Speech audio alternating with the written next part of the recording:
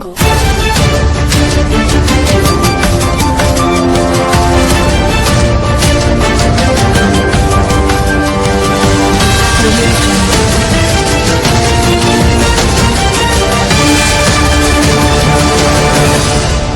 Country नहीं है, ये देश में रहने वाले लोगों का विकास नहीं है, ये देश का विकास है।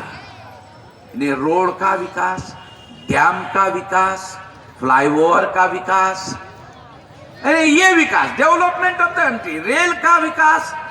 अभी नरेंद्र मोदी ने कहा, देखो हमने उत्तर प्रदेश में 13 एयरपोर्ट बनाए जहां एरोप्लेन चलेगा। अब कितने लोग हैं एरोप्लेन में चलने वाले यहाँ? हाँ भाई, मास्टर जी है कोई? मास्टर खुद जिंदगी में अभी तक नहीं गया, बैठा मास्टर होकर नहीं गया, और कभी कभी घर के आंगन में आकर देख लेता, हाँ एरोप्लेन जा रहा है। ये देखने का ही सौभाग्य बात है, कुछ है नहीं।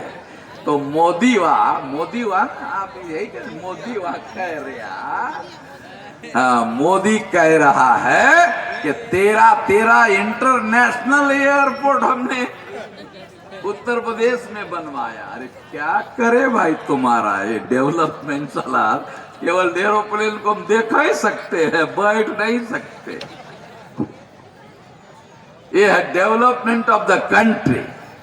अरे हम लोगों को क्या चाहिए? हमारे बच्चों को बढ़िया स्कूल चाहिए, प्राइमरी स्कूल बढ़िया, वहां पढ़ाने वाला मास्टर बढ़िया चाहिए, वो डेली पढ़ाने का काम करने वाला चाहिए। तो गांव में स्कूल नहीं होता है। 2 लाख गांव ऐसे हैं भारत में, 2 लाख गांव जहां स्कूल ही नहीं है। 75 साल हो गए आजादी को, सरकार का आंकड़ा बता रहा हूं, 6.5 लाख गांवों में 2 लाख गांव ऐसे हैं जिस गांव में 75 साल की आजादी में स्कूल ही नहीं है। तो उस गांव के बच्चे 3 किलोमीटर, 5 किलोमीटर, 7 किलोमीटर अंतर पर पढ़ने को जाते हैं, अपने गांव से निकलकर दूसरे गांव में पढ़ने को जाते हैं। तो राज्य सरकार और केंद्र सरकार क्या कहती है? निर्णय करती है कि उन बच्चों को रोडवेज के बस में बैठने के लिए टिकट नहीं लगेगा, फ्री ऑफ कास्ट वो बस में जा सकते हैं। निर्णय लिया मोदी ने, योगी ने निर्णय लिया कि बच्चों को टिकट का पैसा नहीं लगता है। तो हमने बच्चों को पूछा, तुम्हारे गांव में रोडवेज की बस आती है? कहा कि कहीं देखा नहीं हमने। देखो मोदी और योगी फैसला क्या किया? बस में बैठने का टिकट नहीं लगा। अरे तो गाड़ी ही नहीं है तो साला टिकट नहीं लगेगा, अजीब बात है। गाड़ी होगी तब तो टिकट नहीं लगेगा, तो बात फायदे की है। बहुत सारे बच्चे केवल इस वजह से स्कूल में पढ़ने के लिए नहीं जा पाते कि उसके गांव में स्कूल नहीं। 2 लाख गांव, 75 साल हो गए आजादी को, इसका डेवलपमेंट उन्होंने नहीं किया। ये development of the people of the country है, ये लोगों के विकास का एजेंडा है जो बता रहा हूं। मगर देश में डेवलपमेंट ऑफ द कंट्री का नारा लगाया जा रहा है, देश के विकास का नारा लगाया जा रहा है, देश में रहने वाले लोगों के विकास का नारा नहीं लगाया जा रहा है। गांव के 90% लोग भूखमरी और अर्ध भूखमरी के शिकार हैं। शहरों के 75% लोग अर्ध भूखमरी और भूखमरी के शिकार हैं। और उनको 5 किलो अनाज मुफ्त में नरेंद्र मोदी दे रहा है और प्रचार कर रहा है, हम मुफ्त में अनाज दे रहे हैं। मुफ्त में अनाज देना ये सिद्ध करता है, सबूत है कि तुमने 75 साल में लोग पेट भर अन्न खाने लायक भी नहीं रखे। कितने नालायक प्रधानमंत्री है समाज में। नहीं, प्रधानमंत्री सर्वशक्तिमान होता है संविधान में। जो सर्वशक्तिमान ताकत होती है उसके पास सारे अधिकार उसके पास होते हैं।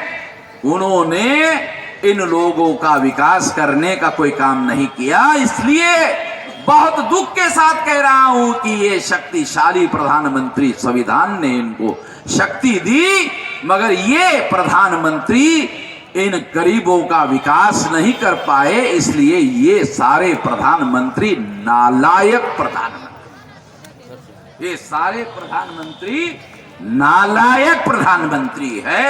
और भारत में आज तक किसी ने भी इन प्रधानमंत्रियों को नालायक नहीं कहा होगा। शायद मैं ही पहला आदमी हूं ये प्रधानमंत्री को नालायक कह रहा है। सबूत के साथ बोल रहा हूं। और इसलिए उदाहरण के लिए कह रहा हूं, इसलिए इस परिस्थिति में परिवर्तन की जरूरत है। इसलिए कह रहा हूं कि परिवर्तन की जरूरत है। और ये परिवर्तन लाने के लिए राष्ट्रीय परिवर्तन मोर्चा बनाया है। ध्यान रखो, जब हमको बजट बनाने का मौका मिलेगा तो इन लोगों को ध्यान में रखते हुए सबसे पहले लोगों को रोटी, कपड़ा और मकान, दूसरा मुद्दा रोटी, कपड़ा और मकान पर्याप्त मिले। 75 साल में इतना भी नहीं कर पाए, इतना बहुत छोटा काम नहीं कर पाए। इसलिए कह रहा हूं नालायक है, इतना छोटा काम नहीं कर पाए। दूसरी बात, शिक्षा।